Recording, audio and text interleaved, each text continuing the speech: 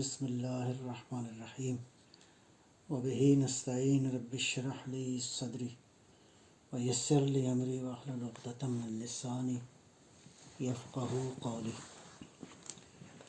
اچھا، خود سازی پہ بحث ہماری جاری ہے، خود شناسی پہ۔ تو یہ ایک سیشن اور میرا خیال ہے ہم کریں گے، اس کے بعد پھر جو ہے وہ خود سازی پہ گفتگو کریں گے۔ تو مختصر یہ ہے کہ خود شناسی کے حوالے سے عرض کیا کہ دین قرآن کی نگاہ میں، عقل کی نگاہ میں جب ہم غور کرتے ہیں تو انسان کا وجود اور انسان کی خلقت جو ہے اس کائنات میں بہت ہی عظیم الشان ہے۔ اس عظیم الشان خلقت کا مقصد جو ہے، ہدف جو ہے، وہ بھی اصولی طور پہ عظیم الشان ہونا چاہیے۔ تو وہ عظیم الشان جو ہدف ہے، جو پروردگار نے، خالق ہستی نے، اس انسان کے خالق نے اس کو کس طرح کا بنایا ہے، دو تین آیتیں جو ہیں وہ آج اس مورد میں ہم بحث کریں گے۔ سورہ ہے سورہ فصلت، یا اس سورہ کو سورہ سجدہ بھی کہتے ہیں۔ چیپٹر نمبر 41 ہے قرآن کریم کا۔ تو اس کی آیت نمبر ہے 53۔ آخر میں دو آیتیں ہیں، ٹوٹل آیتیں 54 ہیں۔ تو آیت نمبر 53 میں اللہ فرماتا ہے، سنریہم آیاتنا فی الآفاق وفی انفسہم۔ بہت ہی گہرا مطلب ہے اس آیت میں، بہت ہی عظیم الشان مطلب ہے۔ مطلب یہ ہے سنریہم، ہم دکھائیں گے، ہم مشاہدہ کرائیں گے، ہم جو ہے وہ دکھائیں گے ان کو، یعنی مخلوق کو، انسانوں کو جس کو ہم نے بنایا ہے۔ کیا دکھائیں گے؟ ہم مشاہدہ کرائیں گے آیاتنا، اپنی آیتوں کا مشاہدہ کرائیں گے۔ will show our signs to them۔ کہاں پہ؟ فی الآفاق، آسمانوں میں، یعنی ساری کائنات میں ہم مشاہدہ کرائیں گے اپنے سائنس کا، اپنی آیتوں کا۔ اس کا مطلب اتنی کیپیسٹی ہے انسان کے وجود میں۔ تو قرآن تو یہ بتا رہا ہے کہ انسان ایک ایسا وجود ہے، ایک ایسی خلقت ہے جس کے وجود میں اتنی گنجائش ہے معرفت کی، علم کی، اور اس کائنات کو سمجھنے کی، کہ اللہ فرما رہا ہے سنریہم آیاتنا فی الآفاق، کہ ہم ان کو آفاق میں اپنی نشانیاں جو ہیں وہ دکھائیں گے۔ وفی انفسہم، اور ان کے وجود کے اندر جو ہماری آیتیں ہیں، یعنی خود وجود کے اندر کتنی آیتیں ہیں۔ میں عرض کر چکا ہوں کہ جو بحث گزر گئی ہماری، انسانی خلقت جو ہے، انسان کا جو اصل وجود ہے، اس ان لمیٹڈ ہے، اس کے اندر کیپیسٹی۔ یہ ان لمیٹڈ اس حساب سے نہیں ہے کہ خداوند عالم کی ذات جس طرح ایبسولوٹ ہے، اس میں کوئی شک نہیں ہے، اس کی ذات ہی در حقیقت ایبسولوٹ ہے، اور اس کی ذات ہی سورس ہے۔ یعنی مخلوقات میں جو انسان کی کیپیسٹی ہے وہ سب مخلوقات سے بالا تر ہے، جس میں کائنات بھی شامل ہے، آفاق شامل ہیں، جیسے کہ اس آیہ مبارکہ میں پروردگار ارشاد فرما رہا ہے، سنریہم آیاتنا فی الآفاق وفی انفسہم۔ ہم اپنی نشانیاں، اپنی آیتیں جو ہیں وہ دکھائیں گے، حتی یتبین لہم انہ الحق، یہاں تک کہ ان کے لیے واضح ہو جائے گا کہ اللہ ہی حق ہے۔ سبحان اللہ، یہ آیتیں اللہ اس لیے دکھائے گا کہ یہ یقین ہو جائے کہ خدا کی ذات ہی حق ہے، اسی کی ذات ہے جو حق کا سورس ہے، حق اور حقیقت اسی کی ذات ہے۔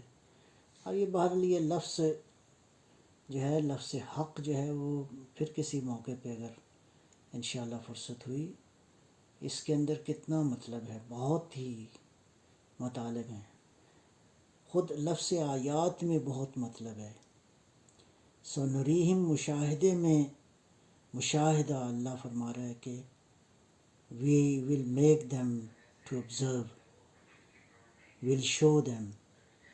یہ مشاہدہ جو ہے خود سے ایک، تو یہ ایک لفظ جو ہے اس آیت میں بہت ہی تفصیل طلب ہے، لیکن فی الحال جو سادہ مطلب ہے وہ یہی ہے کہ آیا وجود انسان میں اتنی کیپیسٹی ہے کہ پروردگار فرما رہا ہے کہ ہم کائنات کی اندر جو اپنی آیتیں ہیں ان کا مشاہدہ کرائیں گے، اور وفی انفسہم، اور جو ان کے وجود میں نشانیاں ہیں وہ بھی ہم مشاہدہ کرائیں گے۔ حتی یتبین لہم انہ الحق، تاکہ واضح ہو جائے کہ اللہ کی ذات ہی حق ہے۔ آگے فرما رہا ہے اولم یکفی بربک انہ علی کل شیء شہید۔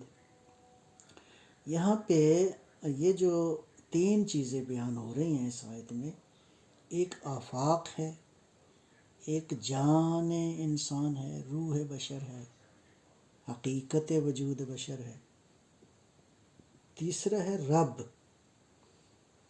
گویا یہاں پہ تین ذریعے ہیں اللہ کی معرفت کے، یہ بات قابل توجہ ہے۔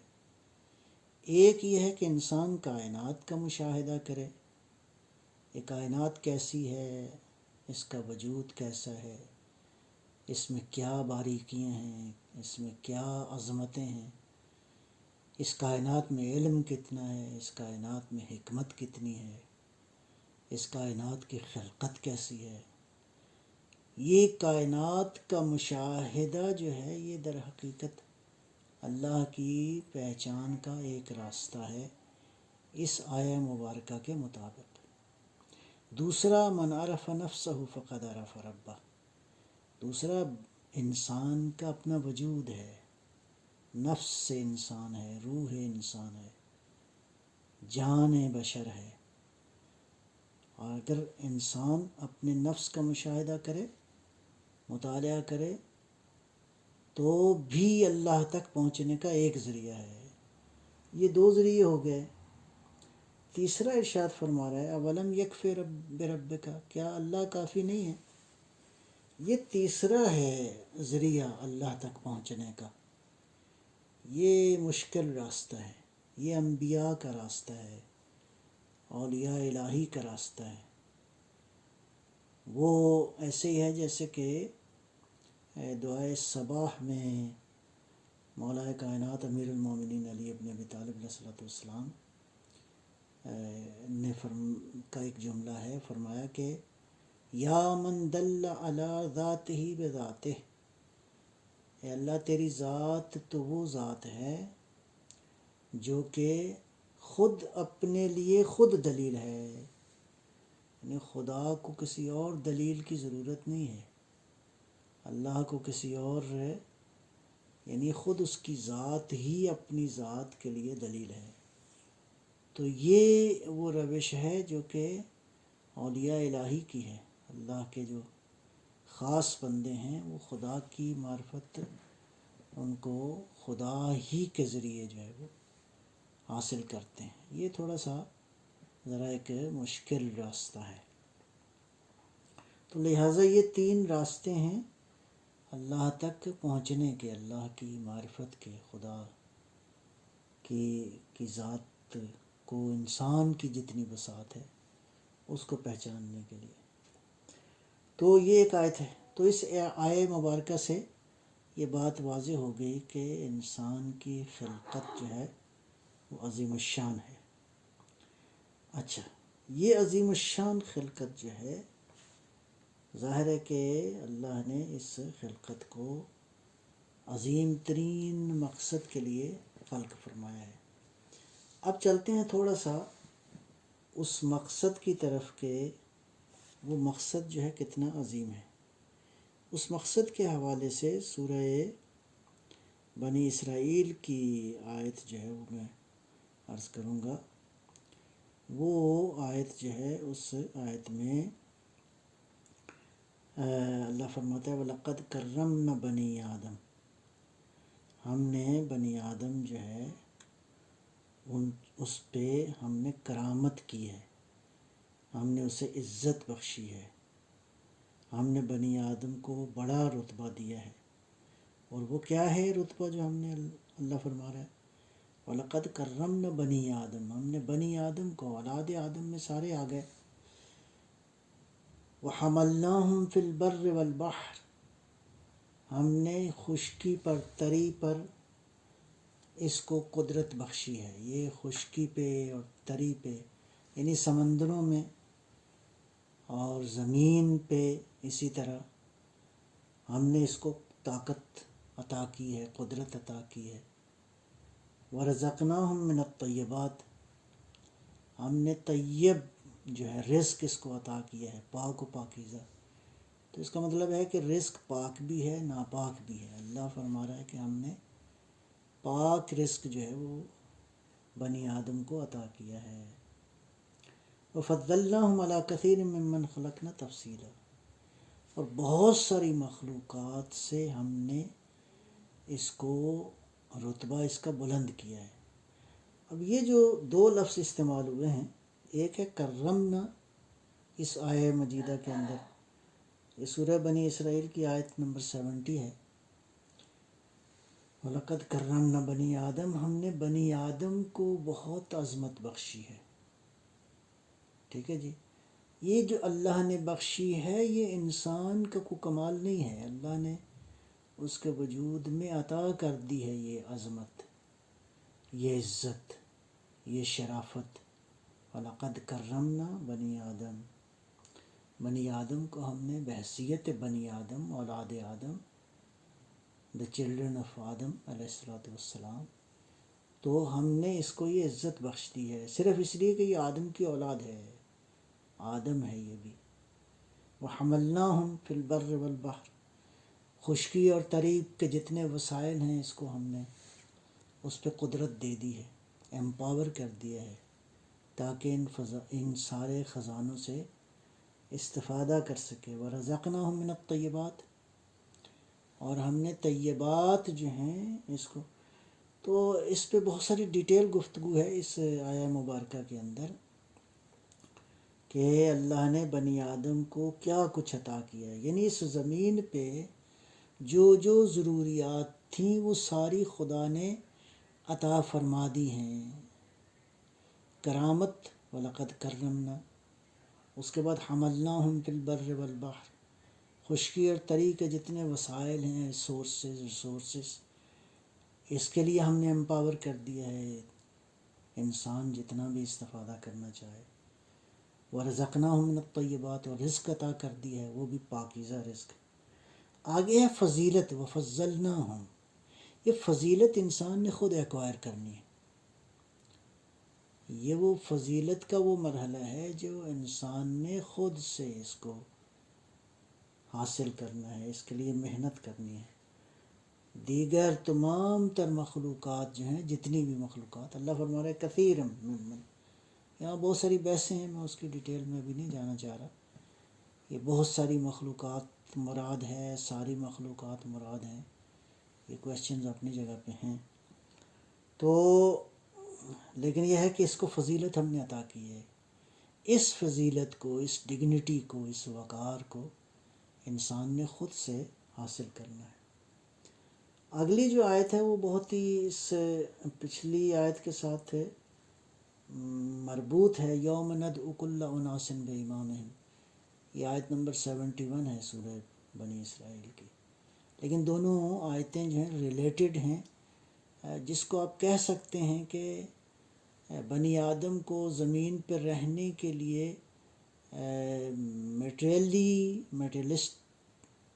میٹیریلسٹک سورسز کی ضرورت ہے، یعنی گویا بھی الفاظ دیگر ایک ڈیوائن، ایک ہیومن، ایک قرآنک سویلائزیشن کو اسٹیبلش کرنے کے لیے جن جن چیزوں کی ضرورت ہے وہ موجود ہیں۔ اگلی جو آیت ہے وہ ہے لیڈرشپ کا system, the system of leadership. Leadership جو ہے فرماتا ہے کہ اتنی اہم ہے، یوم ندعو کل اناس بامامہم، کہ انسان جو ہیں قیامت کے روز اپنے لیڈرز کے ساتھ ان کی ریزریکشن ہوگی، ان کی جو ہے وہ اللہ جو ہے وہ ان کو بلائے گا، ان کو پکارا جائے گا۔ تو اب یہ تھوڑا سا ہم اگلے مرحلے میں داخل ہو گئے خود شناسی کے بعد، کہ اللہ نے اس وجود کو کس مقصد کے لیے خلق کیا ہے، خود کو پہچانا اس اعتبار سے کہ یہ انسان کی خلقت بہت عظیم الشان ہے، اور اس خلقت کا ہدف جو ہے وہ بہت ہی عظیم الشان ہے۔ اس کے بعد چلتے ہیں اگلی ایک آیت کی طرف، اور یہ سورہ احزاب کی آیت ہے 72۔ سورہ احزاب کی ٹوٹل آیتیں ہیں 73، اور یہ 72 نمبر ہے۔ اچھا جی، یہ آیت بھی بہت عظیم الشان آیت ہے، بہت ہی عظیم مطلب ہے اس آیت کے اندر۔ کوشش کریں گے کہ آپ تک اپنی بساط کے مطابق جو ہے وہ میں بات آپ تک پہنچا سکوں۔ اچھا جی، وہ کیا ہے؟ بسم اللہ الرحمن الرحیم۔ اللہ فرماتا ہے انا عرضنا الامانۃ علی السماوات والارض والجبال، ہم نے امانت کو پیش کیا کہ یہ امانت لے لو، علی السماوات، تمام تر آسمانوں کو پیش کیا کہ یہ امانت لے لو گے، والارض، اور زمین کو پیش کیا، والجبال، پہاڑوں کو پیش کیا۔ اب دیکھیں پہاڑ بہت بڑی اسٹرینتھ کا سمبل ہیں، اس کے بعد زمین سمبل ہے، پھر سارے آسمان سمبل ہیں، سمبل نہیں بلکہ یہ کتنی عظمتیں ہیں زمین میں، آسمان میں، کتنی طاقت موجود ہے اس کائنات کے اندر، کوئی اندازہ نہیں ہو سکتا۔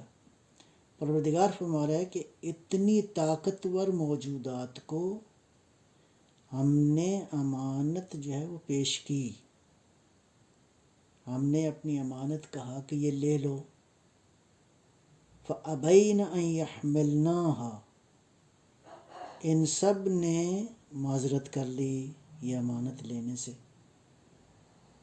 خضوع کے وجہ سے، پورے ادب اور احترام سے، کہ اللہ کی بارگاہ میں عرض کیا کہ ہم تو یہ امانت نہیں لے سکتے، اشفقن منہا، گھبرا گئے کہ یہ امانت ہم لیں گے تو یہ تو ہمارے وجود سے باہر کی ہے یہ امانت۔ آسمانوں نے انکار کر دیا، زمین نے انکار کر دیا، معذرت کی، بلکہ اب اس کو اگر یوں ترجمہ کیا جائے کہ معذرت کی آسمانوں نے، زمین نے، پہاڑوں نے، واشفقن منہا، گھبرا گئے، ڈر گئے، خشوع میں مبتلا ہو گئے، وحملها الانسان، لیکن انسان کو اللہ نے پیش کی یہ امانت، تو انسان نے کہا کہ ٹھیک ہے یہ امانت جو ہے وہ میں لیتا ہوں، ٹھیک ہے جی۔ اب انسان کے وجود میں یہ امانت، وہ امانت جو ساری کائنات نے معذرت کر لی، اس کا مطلب ہے یہ امانت کوئی بہت عظیم الشان امانت ہے، بہت ہی ہیوی ہے، بہت ہی بلند ترین ہے یہ امانت۔ اس امانت کو جب اللہ نے دیا ہے تو اس امانت کے کچھ کنڈیشنز ہیں، کچھ ٹرمز ہیں کہ یہ امانت جو ہے تم نے اس کی حفاظت کرنی ہے، پھر یہ واپس لوٹانی ہے۔ یہ امانت کا میننگ تو یہی ہوتا ہے کہ اگر ہم لیں اور اس امانت کو پھر دوبارہ جو ہے اس کو واپس کر دیں. تو یہ اتنی بڑی عظیم الشان امانت ہے جو آسمانوں نے، زمین نے، پہاڑوں نے کہا پروردگار ہم معذرت چاہتے ہیں. حمل الانسان، انسان نے اس امانت کو لے لیا، کہا کہ ٹھیک ہے ہم لیتے ہیں اس کو. آگے فرماتا ہے انہ کان ظلوما جہولا. کچھ انسانوں میں ایسے انسان ہیں جو امانت لینے کے بعد انہوں نے خیانت کی اس امانت میں، اور وہ دو لفظ استعمال فرمائے ہیں یہاں پہ قرآن کریم نے. ایک ہے ظلم اور ایک ہے جہول. ظلم ظلم سے ہے، اور یہ سپرلیٹو ڈگری ہے، بہت ہی ایگزیجریشن پایا جاتا ہے اس کے میننگ میں. ظلم یعنی بہت زیادہ، جس میں ظلم والی کیفیت ہو، یا کیا کہتے ہیں اس کو، آپ کہہ سکتے ہیں ظلمت کے بھی تقریباً مفہوم جو ہے وہ اس میں پایا جاتا ہے. جہول وہی جہالت سے، جہالت کی سپرلیٹو ڈگری، کہ انسان نے ظلم اور جہالت کا مظاہرہ کیا. سارے انسانوں نے نہیں، ایسا نہیں ہے. کچھ انسانوں نے اس امانت کے ساتھ جو ہے وہ بہت ہی دیانتداری سے اس امانت کو لیا، پھر اس امانت کی حفاظت فرمائی، اور یہ امانت اللہ کو پھر واپس لوٹا دی. یہ امانت کیا ہے؟ اس پہ مفسرین نے بہت ساری گفتگو کی ہے کہ یہ امانت جو ہے وہ کیا ہے. میں اس کا خلاصہ اس گفتگو کا عرض کروں گا. یہ امانت کیا ہے؟ یہ امانت ولایت الہی ہے. یہ امانت اللہ کے اسرار ہیں، اسرار الہی ہیں. یہ امانت خلافت الہیہ ہے،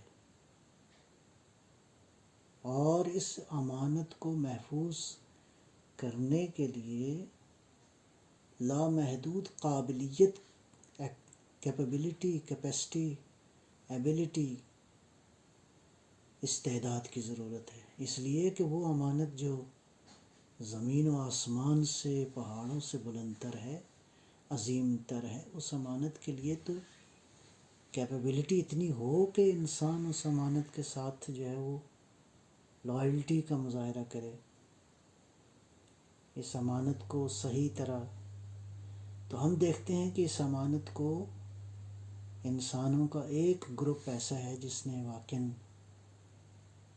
کس طرح اس امانت کی حفاظت کی. ولایت الہی کیا ہے؟ اب اللہ کی ولایت، خدا کی ولایت جو ہے وہ اللہ کی ولایت ہے جو سورس ہے خود. اس کے بعد یہ وہ صاحبان ولایت ہیں جن کو اللہ نے اس ولایت کو سونپا ہے. پہلا خلیفہ انی جاعل فی الارض خلیفہ، اس قدر بڑا انسان کہ جو مسجود ملائکہ قرار پایا. آدم نے بڑھ کے اللہ کی بارگاہ میں عرض کیا یا اللہ ٹھیک ہے، میں یہ قبول کرتا ہوں اس امانت کو. یہ سلسلہ جاری رہا. انبیاء علیہم السلام نے اس امانت کی حفاظت فرمائی، اور انبیاء کے سردار، اس کائنات کے مولا، اس کائنات سے جو بلندتر ہستی ہے، یہ امانت پھر تفویض کی گئی خاتم المرسلین صلی اللہ علیہ وآلہ وسلم. دل و جان کو قربان کیا اس امانت کی حفاظت کے لیے. پھر یہ امانت پہنچتے پہنچتے پہنچی کربلا میں، اور یہ امانت کس طرح کربلا میں اس کی حفاظت کی گئی، اور یہ سلسلہ جاری ہے.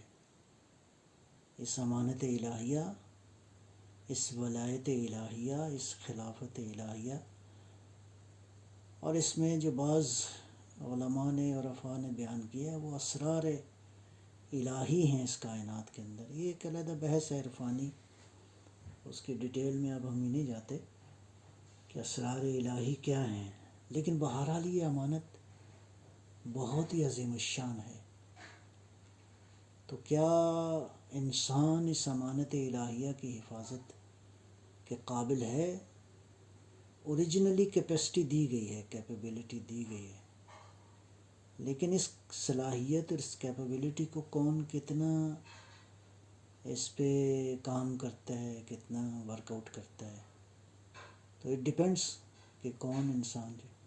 اب یہ امانت الہی کس کو دی گئی ہے؟ بدن کو یا آپ کی حقیقت کو، روح بشر کو، جان بشر کو، اس روح کو، اس نفس کو، اس میں کو، جس کو ہم نے کہا کہ یہ میں جو اس کی کوئی حد نہیں ہے، اس کو یہ امانت دی گئی ہے. اب نفس کو اتنا ہم نے قابل بنانا ہے کہ اس امانت کی حفاظت کر سکے.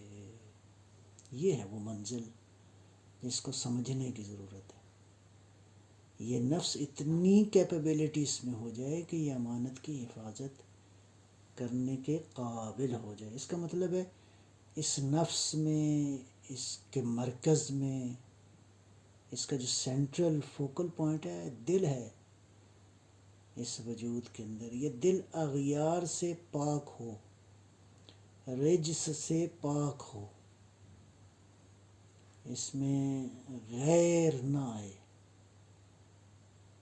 یہ اتنا پاک ہو کہ امانت جو ہے وہ اس سینے میں رکھی گئی ہے. یہ سینہ پاک ہو تاکہ یہ امانت رہے اس سینے کے اندر. تو اس سینے کو، اس وجود کو، اس دل کو، اس روح کو، اس میں کو پاک کرنا ہے. امانت دی ہے مجھے اور مجھے امین سمجھا ہے، لیکن اس کائنات میں اس امانت کی حفاظت کرنے والا وہ امین، وہ رسول امین، وہ رسول کریم، وہ قرآن کریم، وہ نبی کریم، وہ رب کریم. یہ سب امانت جو ہے وہ اس کنیکشن کے ساتھ ہے. تو امانت جو ہے اس کے لیے رسول کریم امین ہیں، صادق بھی ہیں، امین بھی ہیں. اللہ نے اپنے امین نبی کو یہ امانت سونپی ہے.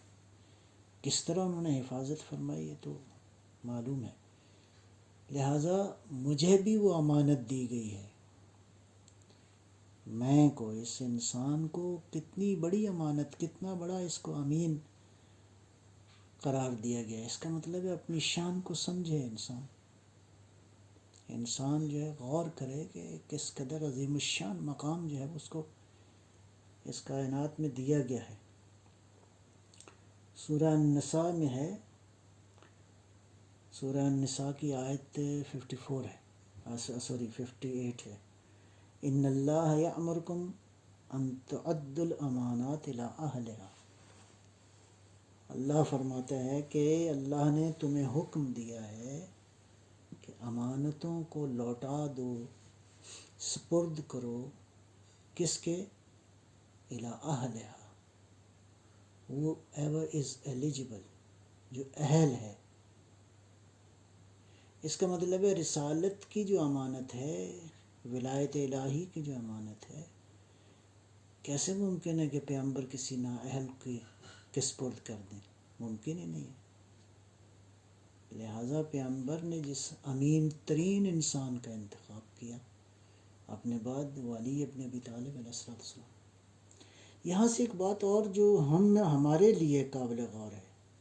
ہم اگر کوئی نیکی کا کام کرتے ہیں، فرض کریں کوئی بھی مدرسہ ہے، اسکول ہے، فرض کریں چیریٹی کے کام ہے، مسجد ہے، واٹ ایور، جو بھی نیکی کا کام آپ کرتے ہیں، تو اس کا مطلب ہے یہ امانت ہے. در حقیقت یہ اسی امانت کا ایک پہلو ہے، اس نور کی ایک کرن ہے یہ جو نیکیاں ہم کرتے ہیں. لہٰذا اس کو ہمیں ایلیجبل انسانوں کو سپرد کرنا چاہیے. یہیں سے ایک بات سمجھ میں آتی ہے کہ آپ کے پاس سکسیشن پلان کی ضرورت ہے. آپ کے بعد کون ٹیک اوور کرے گا؟ یہ کام جو ہے وہ جاری رہنے ہیں قیامت تک کے لیے.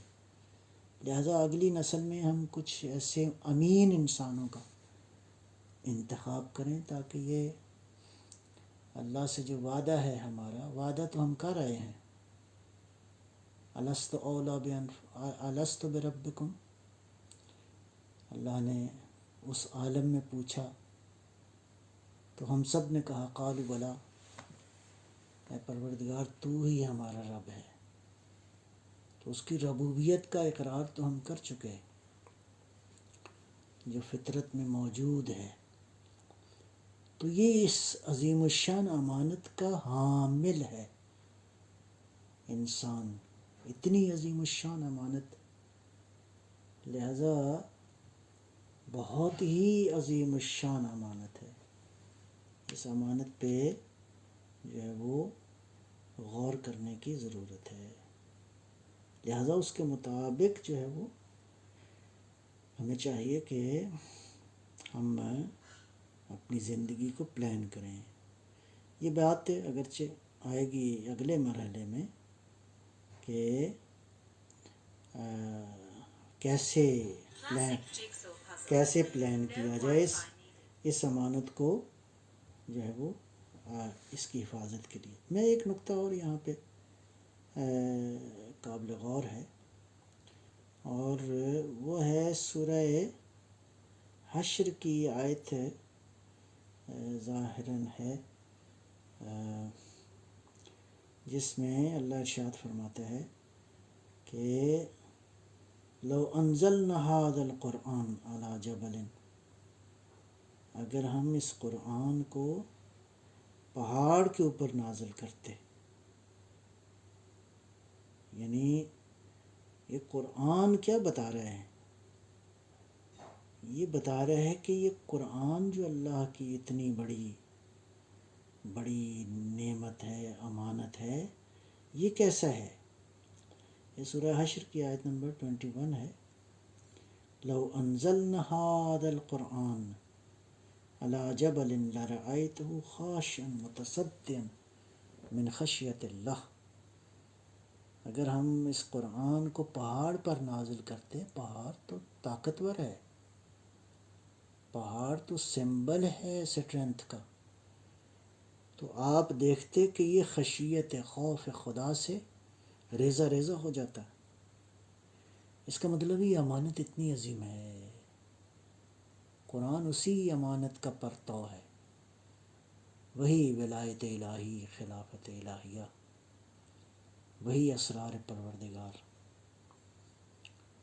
اب وہ قرآن جو اگر البتہ یہ قرآن، یہ مراد نہیں ہے یہ جو پرنٹڈ قرآن ہے، یہ اپنی جگہ پہ اس کی عظمتیں ہیں، برکتیں ہیں۔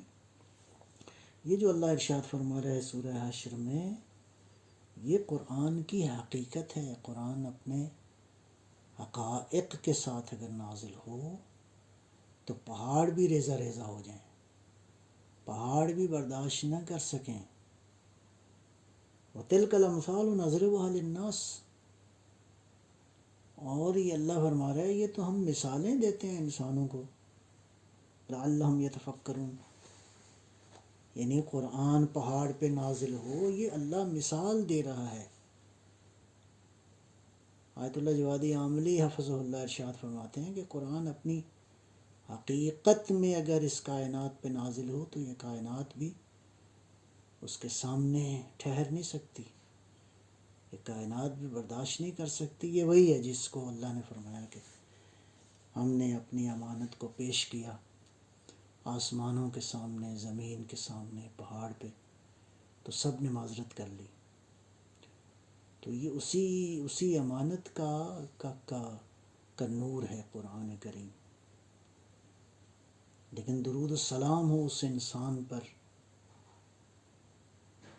جو وجہ تخلیق کائنات ہے، اس انسان کا وجود کس قدر عظیم الشان ہے کہ اللہ نے اس کے عظیم وجود پر قرآن جیسی کتاب کو نازل فرمایا۔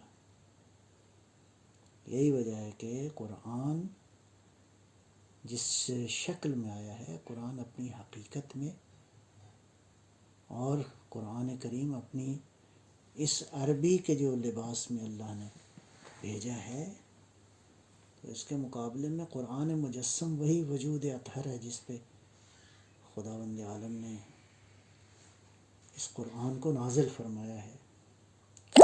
لہٰذا یہ ہے کہ اللہ نے جو امانت بھیجی، اس امانت کو محفوظ کرنے کے لیے کیپیبلٹی کس میں ہے؟ انسانی وجود میں ہے۔ ایک حدیث ہے، حدیث قدسی، بہت ہی عظیم الشان حدیث ہے۔ حدیث یہ ہے: لا یسعنی ارضی ولا سمائی۔ اللہ فرماتے ہیں میں نہ زمین میں سما سکتا ہوں نہ آسمانوں میں۔ نہ زمین، یعنی نہ زمین میں اتنی گنجائش ہے کہ میں سما سکوں، اور نہ آسمانوں میں اتنی گنجائش ہے کہ میں سما سکوں۔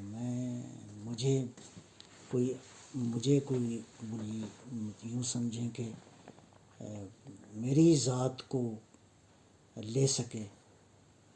آگے فرمایا: وَلَكِنْ يَسَعْنِي قَلْبُ عَبْدِيَ الْمُؤْمِنِ۔ عجیب حدیث ہے، حدیث قدسی ہے، لیکن میرا بندہ مومن جو ہے میں اس کے وجود میں سما جاتا ہوں۔ اللہ اکبر، اللہ اکبر۔ لیکن بندہ مومن ہو، بندہ ہو، عبد ہو، عبد مومن، عبد مومن، یہ حدیث قدسی ہے۔ یعنی گویا بے الفاظ دیگر یہ اس کا کانٹیکس یہ ہے کہ اللہ کی معرفت جو ہے وہ انسانی وجود میں اتنی کیپیسٹی ہے، اتنی کیپیبلٹی ہے کہ اللہ کی ذات کی معرفت جو ہے وہ انسان حاصل کر سکتا ہے۔ بہت ہی خوبصورت حدیث ہے جی۔ لہٰذا